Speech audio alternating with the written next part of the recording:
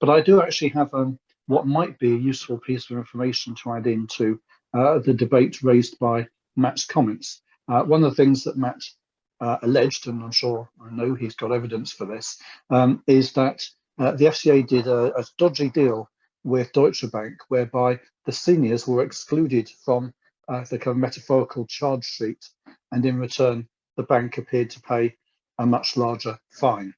Now, you notice I used the words appeared to pay, and I believe that there may be some reason to doubt whether the money was paid, or rather more specifically, because I'm sure it was paid, whether it was actually retained.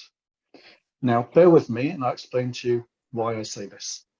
Many of you know that a few years ago, the FCA moved from its premises in North Colonnade in Canary Wharf to the Olympic Park in Stratford, a very significantly inferior location. And not only that, but its new offices are a very long way indeed from the tube. You have to navigate an underground car park to get to it. There is such a high rate of crime, particularly muggings there, that the FCA has to employ guards that stand along the route to protect its employees. It is that defective a location. It has also been alleged that the FCA is paying far too high a rent for the premises, that it has on a very long and inflexible lease, that it rented far too much space, much more than it needed. Pretty much the entire third floor is given over to a fitness suite, which includes even an aromatherapy area.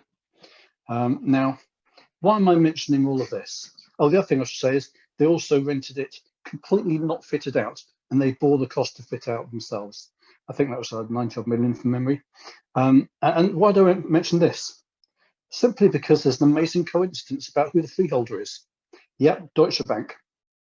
So could it be that the FCA would have entered into a very bad lease arrangement, the effect of which would be covertly to hand back the apparent fine that they imposed on Deutsche Bank? I'm not able to prove this.